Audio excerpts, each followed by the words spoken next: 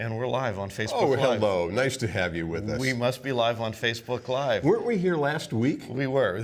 I'm Mark Coopersmith. I'm John Danner. And this is our Facebook Live broadcast 2.0 of the other F word, how smart leaders, teams, and entrepreneurs put failure to work. John, why is this 2.0? Last week, I wish we'd had the camera then to show you what was going on behind the scenes, because we lost track of the number of computers, the number of cameras, the number of people, the amount of connections. The only thing that I think we could prove about it is A, it was directly relevant to the topic we wanted to talk to you about then and now today, which is failure. Secondly, that failure knows no bounds. It shows up when you least want it to. But that doesn't mean you can't learn from it and turn it into a resource. And that's, in fact, why Mark and I wrote this book. Yeah, no, that's exactly right. I mean, it was also, I'll give it the technology corollary, and that is, if technology works perfectly, but you give it an opportunity to fail, chances are it will. And probably something small. Well, I was actually going to suggest, if technology is working, you're using a pen and paper. Oh, no, John, don't be a Luddite about this. All right, so we're here to talk about our book, The Other F Word. And what we've planned today is a little bit of a walkthrough of a presentation, kind of a condensed version of a talk that John and I give, and we'll be handing off back and forth. And then more than anything else, we'll have some conversation during this time. We'll talk about this topic, why we wrote the book, but more than that, we'd like to open things up to, open questions up to you. Now, we can't proceed though without talking about where we are, which is not just at the Haas School of Business, but in the brand new Chou Hall at the Haas School of Business with, if we look behind us, the rest of the Haas School right behind. Most of us, until last week, most of us hadn't even been in this building. So it's brand new, and thank you to our donors, Kevin and Connie Chu, for helping build this great addition to the Haas School of Business. So when Mark said we want to make this as interactive as we can, one of the reasons for that is so that we don't have to talk all that time. But basically, it's because the topic that we are going to be discussing today is probably one of the few topics that every one of us is an expert at. We fail all the time. We can create imaginative ways to fail. Organizations fail. Projects fail. Mergers and acquisitions fail. New hires fail. New teams fail. It's a ubiquitous condition, and we want you to basically ask questions of us, how you and your organization are dealing with this question, and we'll be happy to give you some ideas and maybe share some more stories along the way. Yeah, super brief introduction. John, do you want to go first? So my name's John Danner. I've been teaching at Haas for about 15 years or so. In the entrepreneurship area, I teach a rotating array of courses on entrepreneurship, leadership, strategy, new business development, and the like. I also get the chance to teach at Princeton every fall, where I'm a visiting member of the faculty, and there I teach courses on entrepreneurship as well. Also a new course based on this book. It's a freshman seminar, actually, on failure. So that's part of me. I do a lot of consulting for large companies and organizations like the ones that run the California electric grid, among other things, and a variety of startups around the world. Both trying to change the world and make their founders rich, or some combination of the two. I do a fair amount of public speaking around the world in various events, and increasingly I write or have interviews and the like. After Mark and I wrote The Other F Word, which fortunately has become an Amazon bestseller, one of my Princeton colleagues and I just finished a book this summer which became a Wall Street Journal bestseller. It's called Built for Growth. How builder personality shapes your company's ability to grow and your odds of winning in the entrepreneurship battle. Yeah. That's me in a nutshell. Oh, also, I guess since this is a Haas alumni group, it's a Berkeley thing. I know we have the blue and gold between us. I went to law school and have a couple of others master's degrees from Cal as well. Yeah. So New York Times bestseller is probably next for me if I'm going to keep up with all of your writing on that one. So TBD. Mark Coopersmith. I've got my MBA degree from UC Berkeley and my undergraduate degree from UC Berkeley. In fact, for those of you who remember, my senior year was the year of the Seven Lateral play, and I subject my children and anybody who will listen to stories around that as well. I've been here for about 15 years, and I've also spent much of my career building businesses, whether it's been startups, an e-commerce startup that I launched years ago, for example, is now owned by Google, or whether it's launching businesses inside corporate enterprises or turning them around for global enterprises like Sony or Newell Rubbermaid. That's what I've done. So for me, it's been about how do we actually scale, whether from startups or large companies, and invariably, we run into hiccups along the way. So I'm going to bring us right back to our topic and kind of let's get started. We run into these challenges of failures and how do we learn from them? So let's tell you a little bit about the origin of the book and how we approach this topic. So I'm going to control this. You've got the clicker here. So we're trying to figure out where our idiot. Okay, it's over there. here. It's okay. over there. Yep. So let's just start with the most basic question of all. What is it that virtually every organization wants? Mark and I would suggest that it boils down to basically three things.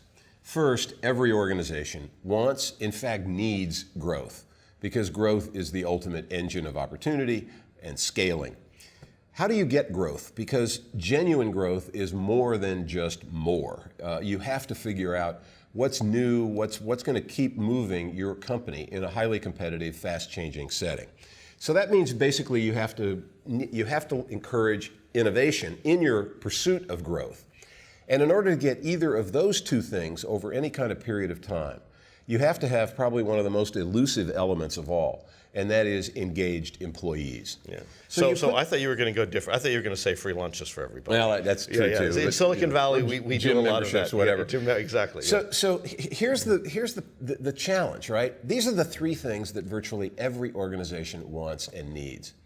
What's the one thing that nobody wants? No organization, no individual, no team. That's failure. So the paradox is that the very things that we want depend on the very thing that we want the least. Yeah. It depends on failure. Innovation depends on failure. Engaged employees depend in some ways on the trust that is created and or destroyed when failure is created. Yeah. So here's a question Mark and I would like you to think about during our time together, or write it down and maybe keep it for later too. What would you and your organization do now if you were certain you could or would not fail at it? And let's add an amendment to that.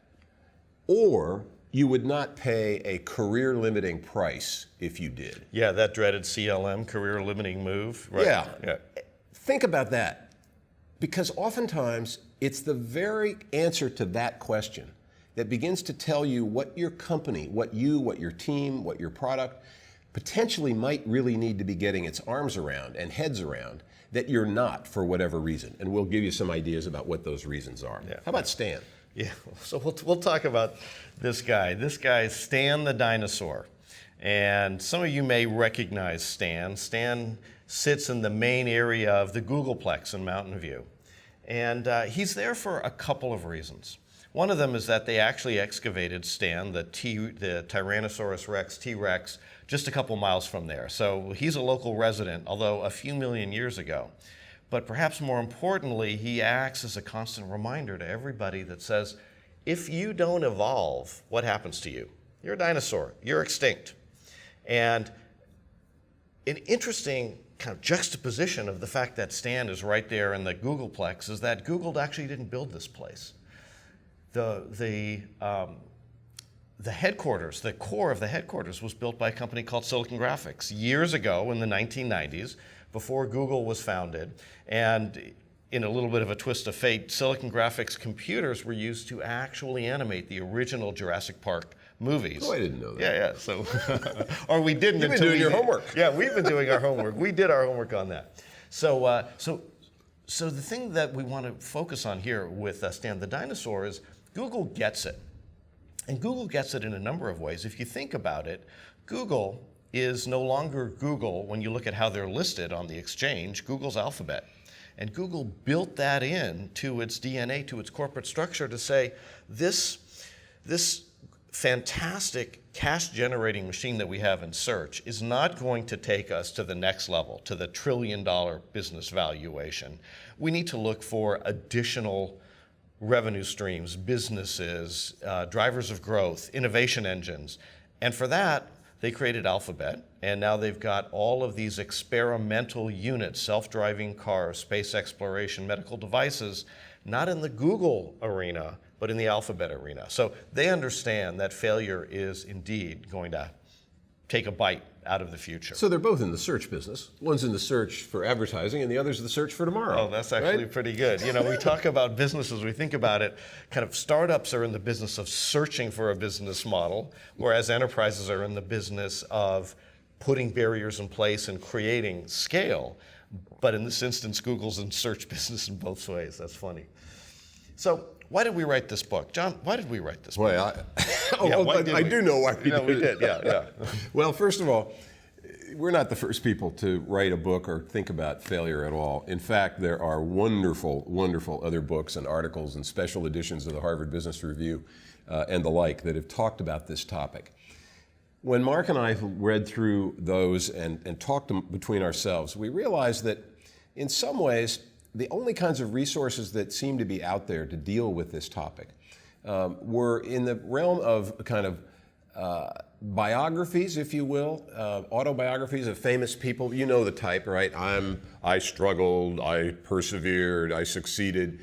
Those are fabulous books. They're inspiring and the like, and they're very, they're helpful, but hard to put to work when you go back to work on Monday after having read them over the weekend. There are self-improvement books, kind of the blah blah books, if you will.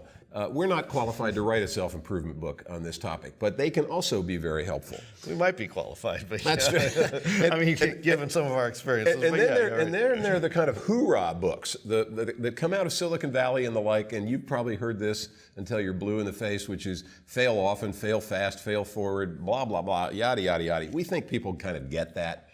What Mark and I wanted to do instead, and we hope we've succeeded, is to basically create a resource that helps our readers, you as executives in your organization, turn failure from what it always is, which is a regret, into something that is capable of being a truly strategic resource. Or as Mark and I put it in the book, how smart teams, leaders, and entrepreneurs put failure to work. That's the issue. How do you get value? How do you get practical value out of this phenomenon that we are all so expert at creating? Oh, yeah, and this is where we're talking next. Sometimes it's a surprise, too. What comes next on the slides? And when we say, how do we put it to work, the core there is how do you turn it from this regrettable event that none of us like to talk about, and we can all think about those failures. We cringe, we kind of curl up a little inside, into this strategic resource, into this resource that we can call upon to help drive better teams, to say there was an innovation baked in there, we just missed it along the way. So when we come back again to where John focused earlier when he introduced what every organization wants, growth, innovation, engaged employees, those are the things that we focused on. In fact, if you think about it, and most of you have probably listened to earnings calls of publicly traded companies along the way. What does every CEO say on those earnings calls? We're driving innovation through this, and we've got this growth here, and our employees are the most engaged employees that you're ever going to see in the sector. But we actually have a different perspective on this from one of my classmates at the Haas School of Business. So Scott Adams of Dilbert fame started out coming out of the Haas School of Business working for the phone company. And it's those insights early on, the cubicle farms, that helped create this, oh my gosh, please don't put me in a cubicle farm, have me unengaged, let me not feel like I'm a deep contributor to this company. So we had an opportunity when we were working on the book and doing our interviews and research to talk with this organization that you probably know of, or at least know of the results of their work, which is the Great Place to Work Institute. They're the folks behind those Great Place to Work lists that you see in Fortune magazine and elsewhere around the world. They probably have as much insight into this phenomenon of what does it take to create a great workplace that yields the kind of engaged employees that Mark and I have been talking about. And when we talked with the then CEO of the organization, what she basically said to us is, look, if you're committed to creating a great place to work, you have to have one thing particularly, and that is you have to have trust. Trust has two different dimensions to it. It has a vertical dimension, which is, can I in an organization think that the information I'm getting from the CEO, the board, the senior management, can I trust it? Am I getting basically the true story? And conversely, if I'm in the C-suite, can I count on the honesty and candor of the feedback that I get from my employees? That's the vertical dimension of trust. The horizontal dimension of trust we've all experienced, and that is when a project begins to go badly, what's the reaction of your colleagues and team members? Are they looking for the door? Are they looking for the exit sign? Or do they have your back? And that's a kind of gut level of trust that you know whether you have it or not. You put those two things together, and you then ask yourself, well, if that's what it takes to get trust, which is the fundamental of an excellent place to work, when is it that trust gets created, genuine trust? And when is it that it gets corroded or destroyed? Usually when failure is present. Right. Because when everybody's high-fiving themselves, it's too easy to say, oh, you're great, we're doing wonderful, everything's going to be terrific.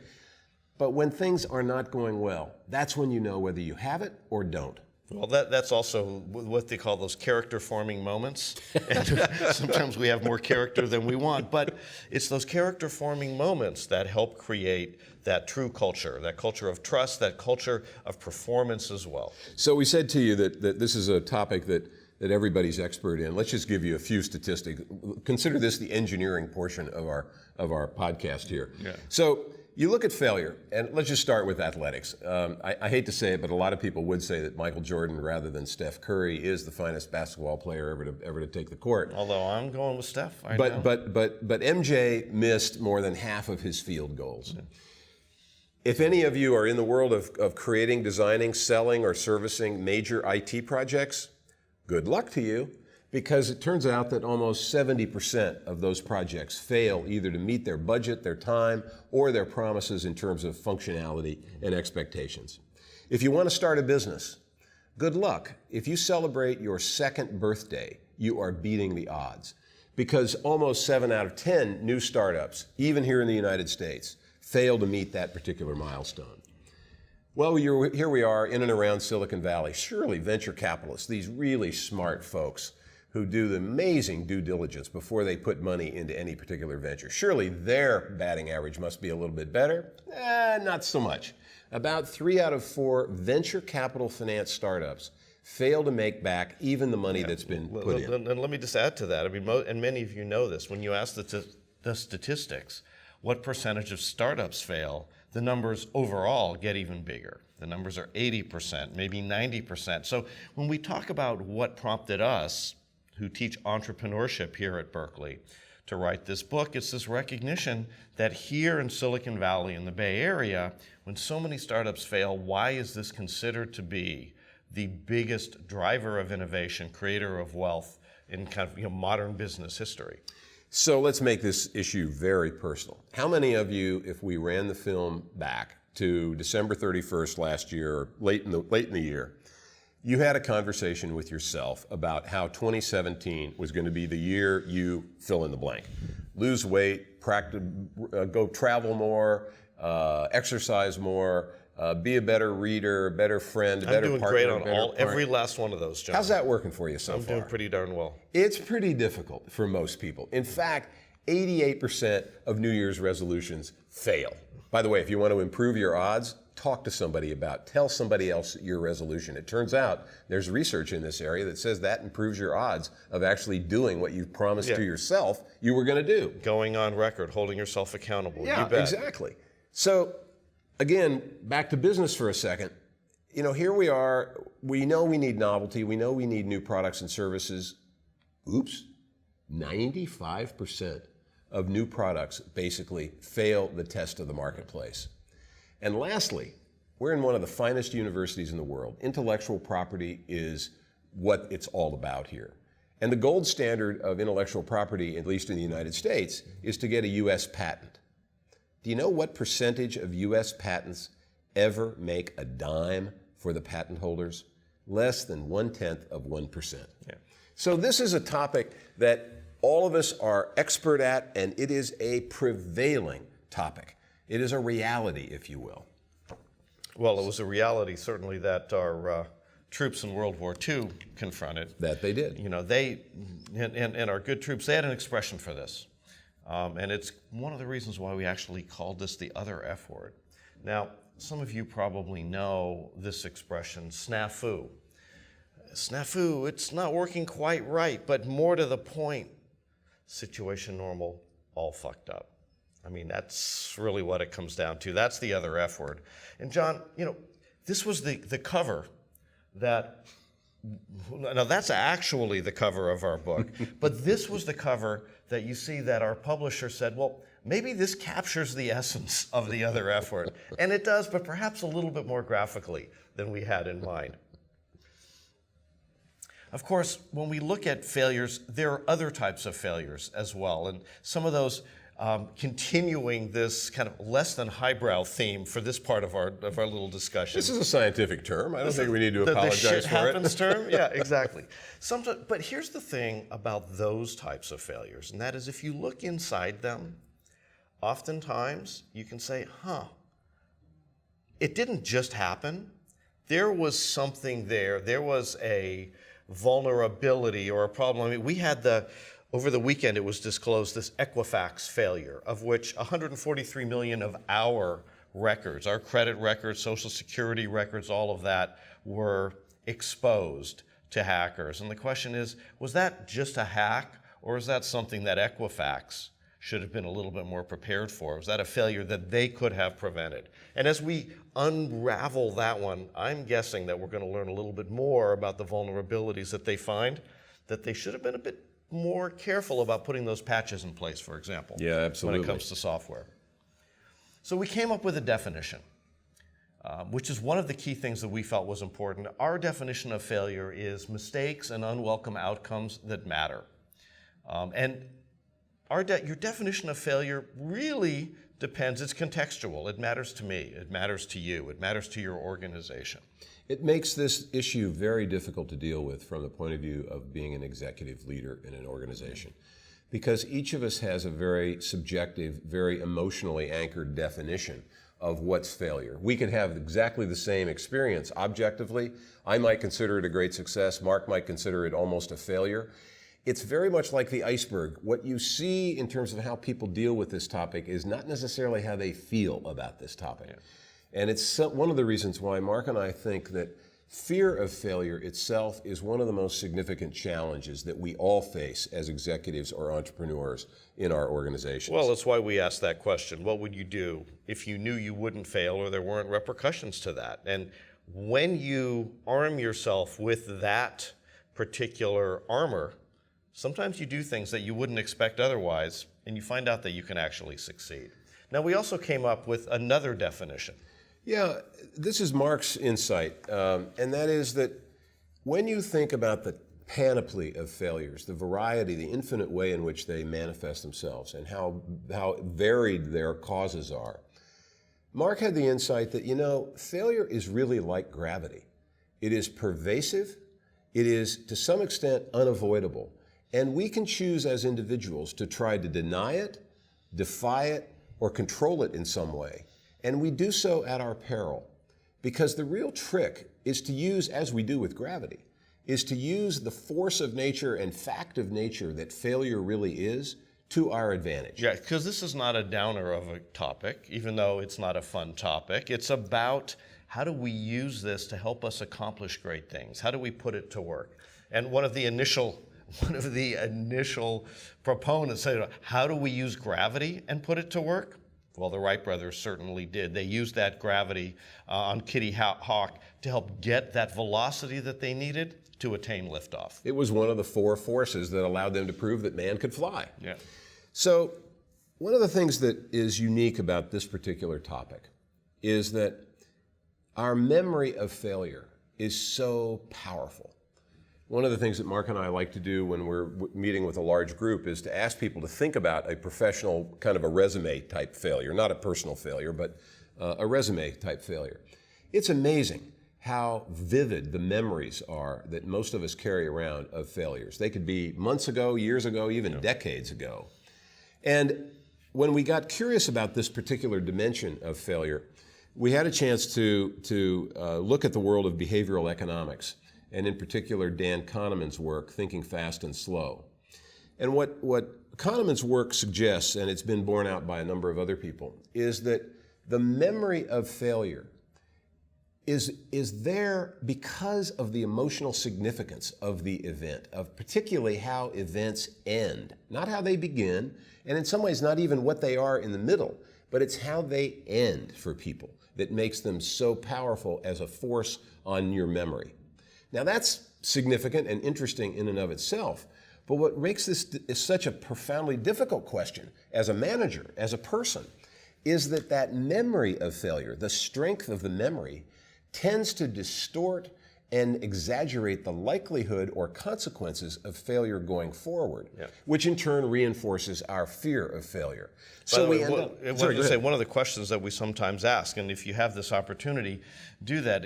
When we ask you to think about a failure you had, then we say, think about what you learned from that failure, as opposed to just continuing to drag you down, but think about what you learned from it, and then how did you put that to work? So consistent with the title. And then we ask people to share those stories with one another. And immediately you start to see, okay, this is how we can start to put failure to work. So one of the ways to think about that connection is this is a loop. This is a cycle. Fear reinforces memory. Memory reinforces fear of failure. And your job as an executive, as an entrepreneur, as a leader, is to show your organization by personal example and by the culture that you create how you can break that gap, break that link. Again, what would you and your organization be doing today if you were certain you could or would not fail, or if you did, that you would not pay a career-limiting price for that particular failure? Well, actually, we'll kind of move to the next step in just a moment, but when we taught this class, we sent our students out on a failure mission. That we did. And they came back they had to fail at something that wouldn't put people's emotions or physical body at risk.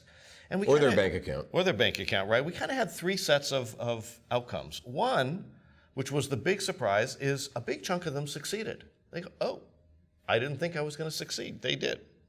The second failed, but realized that the impact of that failure, the implications of that failure were not as bad as they thought they were. We'd kind of given them a safe place for that, but that was okay. And the third failed, but they gained an insight from it, and they said, oh, I could learn this, or no, I am never going to play the flute to save my life. I'm going to try the piano or the guitar instead. So there were insights from all three of those potential outcomes just by trying.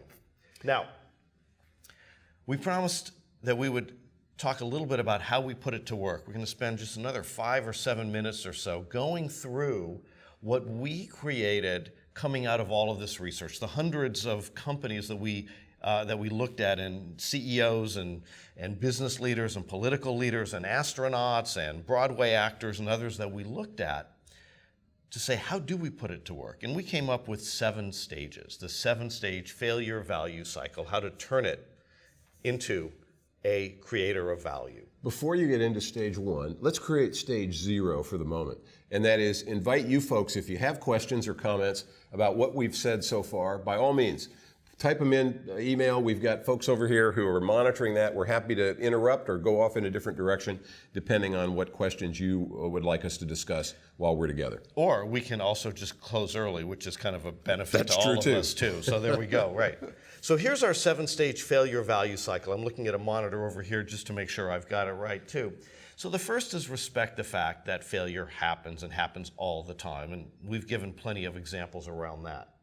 Second, it's to rehearse for those failures that are really one of 2 types. One, the types of failures that may happen a lot. For example, releasing a new product, you expect there will be some issues or the customer service lines will light up or whatever. Be ready for those. Or secondly, the kind of failure that could be an existential threat to the business, the kind that could take the company down. So rehearse for those types of events. And we're going to give some examples as we go through Just for point of comparison, every organization rehearses for certain bad things, right? You rehearse for fire drills. You rehearse for earthquakes or hurricanes or terrorist attacks or what have you. Yet the likelihood of the kinds of failures that we were talking about earlier, the fact that 70 to 80% of mergers and acquisitions fail, the fact that most large IT projects fail, the fact that many teams fail, many projects fail, most new products fail, those are the kinds of failures that businesses need to be rehearsing for.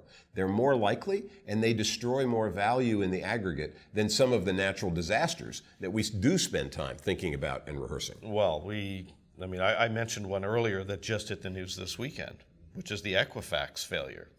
And that's one where you look at that and you say, how could they have prevented it and how could they have responded in perhaps a slightly more holistic way, because they're coming under a reasonable amount of fire for that. So that's rehearsing. Number 3, it's recognize. How do you recognize failures when they happen? What's your early warning system, your advanced radar?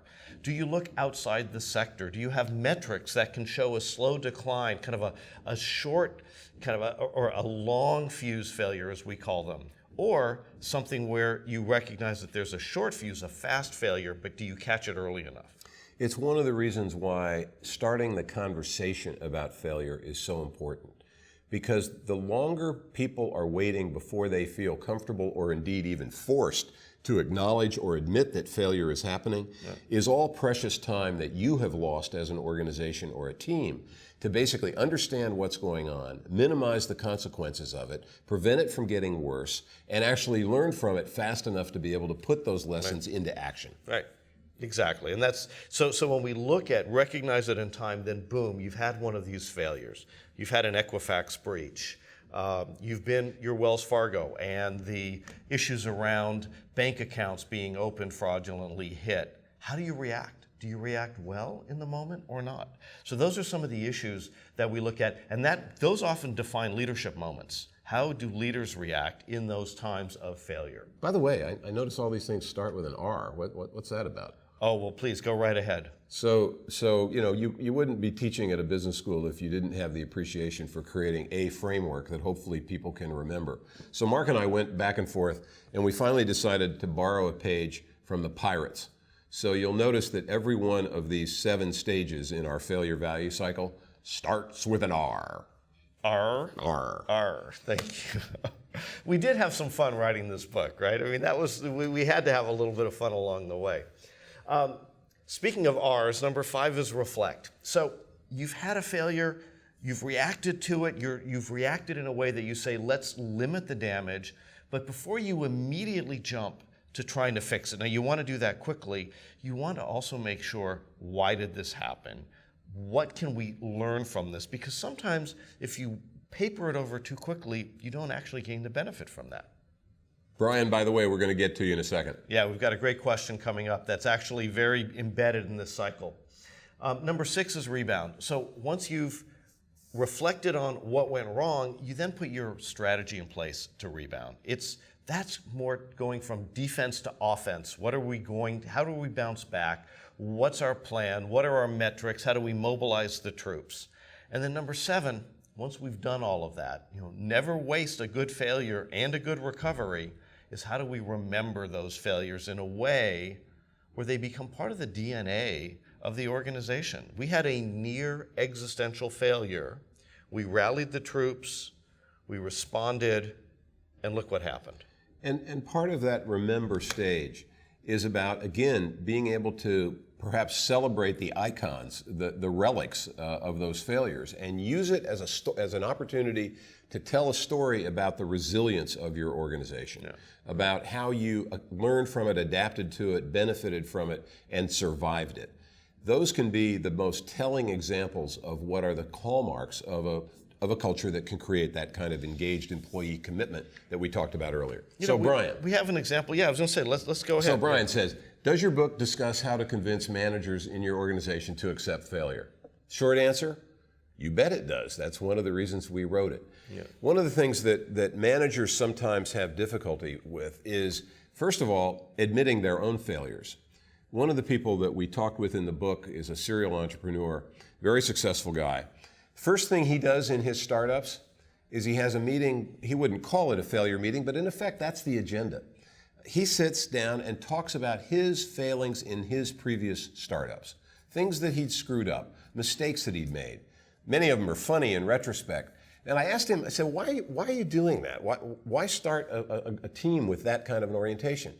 He said, very simply, because if I don't acknowledge my failures, it's going to be very difficult for the people that I depend on in our new team to acknowledge theirs and ours. And that will cost us time, and it will limit the opportunities we have to fix problems faster and to fix them better and prevent them from happening to begin with. So part of this, in terms of managers, is being honest enough and humble enough to acknowledge the failures that they themselves have been involved with. Yeah. One of the things that Mark and I often ask people is, what's the first question that your organization asks when a failure happens? And all too often, the first question is, who? Who is responsible? Who do I blame? Who should I fire? In fact, we would suggest that's the last question. Think more like a reporter. What happened? Where did it happen? How did it happen? Why did it happen? That's where you're likely to get the best insights, the best lessons, and then you can go to the who. Well, so those are two ways. Yeah, and then when you go to the who, then we say, now that we know what happened, who wants to help us fix it? And then the people who were most embedded and engaged with that particular activity say, okay, I'm the expert in this. Let's do it. In fact, we talked a little bit about Google. Google does a great job of this. When Google shuts down a project, they hold a public postmortem of that project. And what they frequently do is say, we're shutting this project down, we have some teammates we want to reassign, who's facing similar types of problems? And then they will reassign, or people will reassign themselves into related sectors where they can put those learnings to work. The military uses something similar to that. They call them after-action reports. So, Brian, one of the ways that you might think about talking about with your managers on this issue is give them examples from other companies. Yeah. Give them examples from other organizations who do this and are extraordinarily successful. And we've got several examples in the book and on our website. Yeah, there's one thing, though, that I do want to bring out, and that is there are some places and organizations where you can't tolerate failure. That's true. You know, and so to say let's spread it across the whole organization is not always fair. I mean, if you're in manufacturing, let's say pharmaceuticals, or you're running a nuclear power plant, there are certain places where you just don't want failure to happen. And we call those, and we have this in the book as well, we call those failure zones. Some are no-fail zones, but others where you're introducing new products, or you're trying to innovate in customer experience, or you're trying to evolve the brand, that's where you have to allow failure to happen, because in many instances, we have all of these startups and competitors that aren't afraid to fail, that are attacking you from all sides. One of the questions that we often get from clients and audiences when we talk about this topic is, you know, we celebrate innovation in our organization. We talk about it all the time. It's in our annual reports. Our CEO talks about it. We talk about it with our troops. But you know what? We're really not getting the kind of innovation. We're not getting the kind of acceleration value that we would like to get from innovation. And a very good question to ask yourself in that regard is, can your organization point to individuals who have survived a failure inside the company and then have gone on to some other promising opportunities? In other words, are they around? Have they survived? Has your organization, by actual example of people in the organization, demonstrated that you understand you are highly unlikely to ever get innovation without embracing, tolerating, or accommodating to failure? Yeah, so I was speaking with a chief marketing officer friend of mine at a financial services organization recently, and she was complaining that they weren't getting the innovation that they wanted. And I asked what kind of failure they were seeing on their new product introductions. She was very proud. She goes, almost no failures whatsoever in new product introductions. And then she paused. She goes, oh, maybe we should fail a little more. So the final thought, and then let's move on, that I might offer is, set up your own programs in the areas that you control. You may not be able to evangelize this across the whole organization to start with, but if you create, and that's exactly what she did, she goes, we're going to set up some failure metrics that encourage people to fail more just inside my little bubble, and I control that. And by doing so, she then provided an example that started to spread across the organization.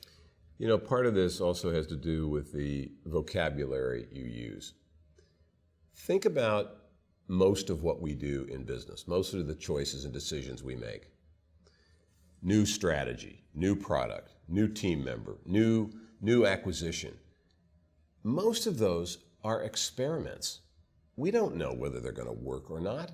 In fact, in many cases, the odds of success are actually pretty small.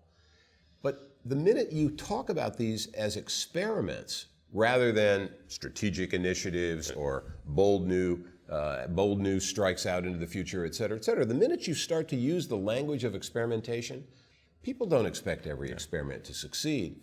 What they do expect is to learn from experiments. They do expect to watch them and to try to understand what's going on in this particular area. What is it that makes this particular kind of team more effective than another team, or this product or this customer go-to-market strategy better than another? That's experimentation. In the middle of experimentation, you're dealing with failure. Yeah. And we've got a couple of examples of what happens when you fail. And we've got a good example and one that maybe is not exactly what you want. So let's just take a quick look at these. We talked about Google and Alphabet already, and what Google did to say, all right, we're going to build into our corporate structure this understanding that failure is going to happen in the marketplace. We want to share with you another example. We'll go back just a few years to Netflix. And for those of you who remember when Netflix started out, it started out just doing DVDs by mail. I remember, that was a great service. And then they evolved and, of course, started streaming products over the web. And then about 3 years ago, they decided that they were going to take these two products and split them into two companies. One was called Netflix, and the other was called Quickster. In fact, sounds like a great idea. It sounds like a really good idea. It sounds like such a good idea that Saturday Night Live had, if you Google Quickster Saturday Night Live, there's a really good spoof on that too. Well, it turned out it was not a very good idea. You can imagine all of a sudden, instead of having one bill and one service, you now have two bills, both of which went up, and two services, and two sets of passwords, and two monthly charges on your credit cards and everything else.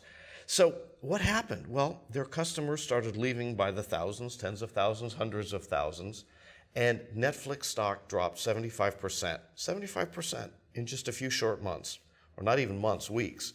So they realized that they had to do something because they were about to no longer be an independent, publicly traded company. So this is what happened. So this is Reed Hastings. Now we're going to flip over the video, right, or the audio. This is Reed Hastings and the head of his DVD operation. And they said, we think we made a mistake. We failed. Here's what we're going to do. Hi, I'm Reed Hastings, CEO and co-founder of Netflix.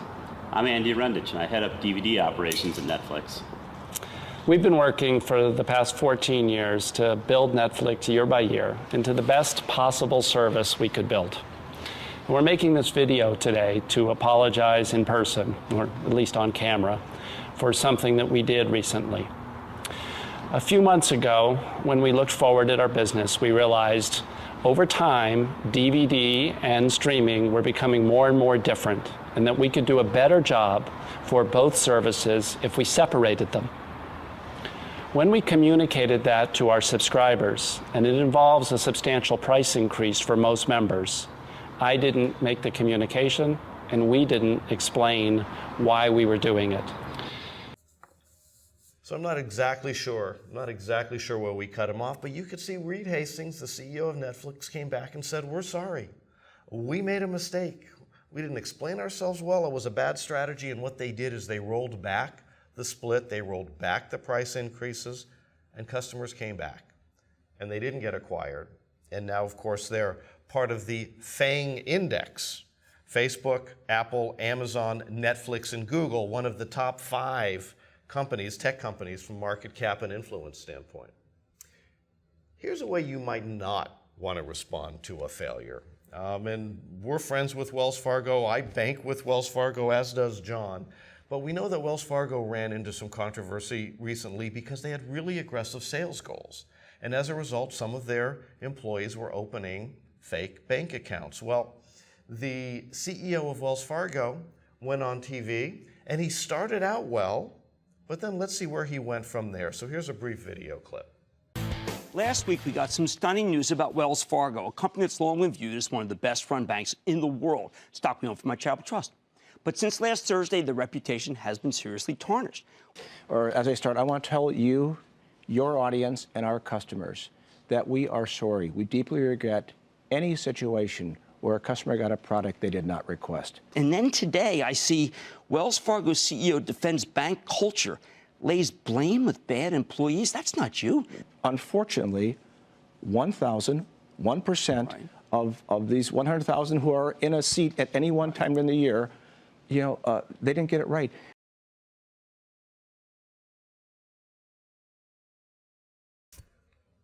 Ouch.